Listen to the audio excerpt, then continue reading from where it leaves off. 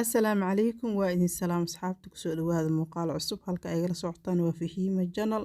soo dhawo ayaan ku leeyahay hadaa cusub tahay hadaa ila joogtana sidoo kale waa mahadsan tahay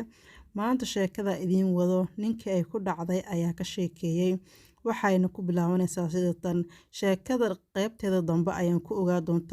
ku ogaan doonaa waxyaabaha aan ka baran karno sheekadan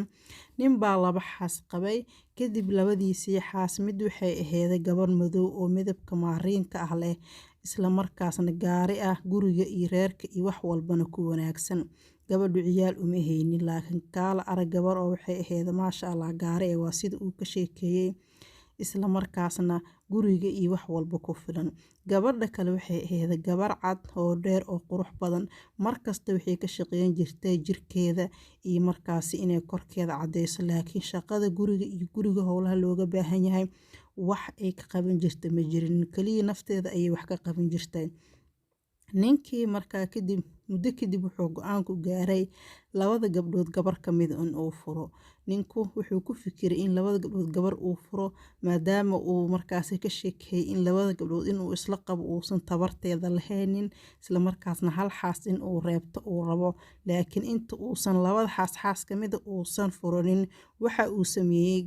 gabadhii gaarida ahayd ee midabka maariinka ah lahayd ayuu u yimid waxa uu ku yiri caawa waxaa noo imaan doonaan marti wuxuu u keenay xabad oo kalluuna ama malaay ah sida u taqaanaan iyo xabad oo digaaga ama dooro waxa uu ku yiri doorada hagaaji oo dub oo shiil isla markaasna casho macaan badan sameey malaayga lafaha ka bixi oo casho aan inaba caadi ahayn sameey marti ayaa inoo imaan doonta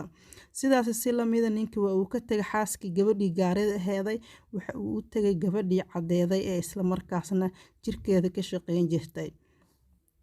sidaas si lamid ayuu u sheegay wuxuu u keenayna xabad kalluuna iyo xabad oo doora waxa uu ku yiri caawa marti ayaa noo imaan doonto ee kalluunka lafaha ka bixi shiil oo dub ayuu dhahay sidoo kale tan waxa sameysaa dooradana waxa sameysaa sidaas si lamid oo hagaaji oo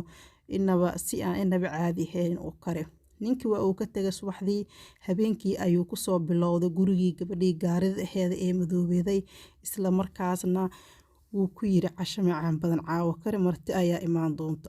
gabadhii wuxuu u imaaday casho aan inaba caadi ahayn karisay miiskii sharaxday gurigii nadiifisay kaala arag sida dad loo soo dhaweeyay isku diyaarisay oo kaala arag gurigii ka dhigtay isla markaasna cunto macaan badan sameysay malaaygi iyo sidoo kale dooradiina shiishay oo inaba caadi ahayn si aan la qaadi karin u karisay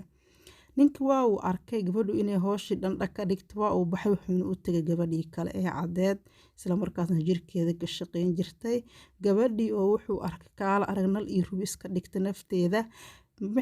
ama markaasi hooshii loo diray oo ay ka mid aheyd inay malaayga lafaha ka bixiso isla markaasna digaaga ay shiisho oo ay qashane sideedii ay tahay oo digaagii qaab ay u qashan ay laadahay isla markaasna kalluunkiina qaab ay lafaha uga bixisa ay laadahay oo ay kor fadhiday laakiin ayadii nal iyo rubi iska dhigtay gurigiina wasaq uu yahay oo weli aanan dhinac laga hagaajin ninkii waa uu arkay gabadhan oo hoosheeda isdhex taala welina aan waxba qaban laakiin nafteeda ka shaqeysay kadib wuxuu u yeeray xaaskiisii gaarida aheyd ee madoobeeday iyo sidoo kale laba nin oo markaas marqaato uga dhigaya labada gabdhood gabadha uu rabo inuu furo kadib ninka labada gabdhood gabadhuu furi doona ayaa is leedihiin idinkugu soo celiyay gabadhu waxay ahaayeen laba gabdhood midna waxay ahayd mid cad oo qurux badan isla markaasna jirkeeda ka shaqeysa laakiin guriga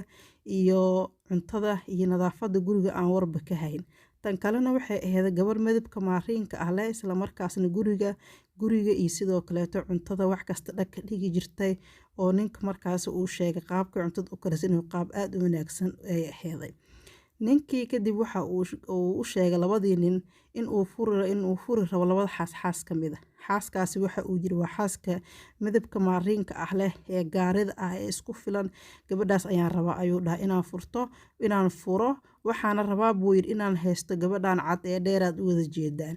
bas waa la weydiiyay nimankii ayaa weydiiyay waxay ku dhaheen maxaa labada naagood ku kala dooratay kadib waxa uu yiri waxaan ku kala doortay gabadhan madow ee gaarida ah ee gurigeedii wax kasta dhag ka dhigta wuxuu dhahay waa gabar isku filan nafteedii ku filantaa markaa wax kasta ayadaa qabsan karta aniga iima baahna ayuu yiri gabadhan kale ee cad ee qurxoon ee gurigii howshiisii iyo cuntadiina kasoo bixi weysana wuxuu yidhi waa gabar aan waxba aqoonin, waa gabar aan isku filneyn, waa gabar markaas aniga caawimaad iiga baahan, sidaas ayaana tan cad u reebta ayuu dhahay, tan madowna aan u furay oo gaarida ah.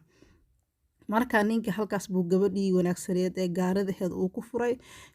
muuqaalka iyo sheekada iyo fideogan waxaa ka fahmi karnaa ragga si kasta aa guriga u qurxiso, si kasta aa ilmaha u qurxiso, si kasta aa reerka ugu wanaagsan tahay, si kasta aa markaas nadaafada ugu wanaagsan tahay, waxaasoo dhan uma muuqdaan, laakiin waxay u jeedaan oo keliya gabar cad, gabar qurxan iyo gabar dheer. marka gabaray halkan waxaa ka bara doonaa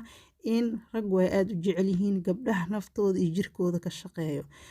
sidoo kale indheyn badan aan sameeyey waxaan ku arkay ama aan xaqiiqsaday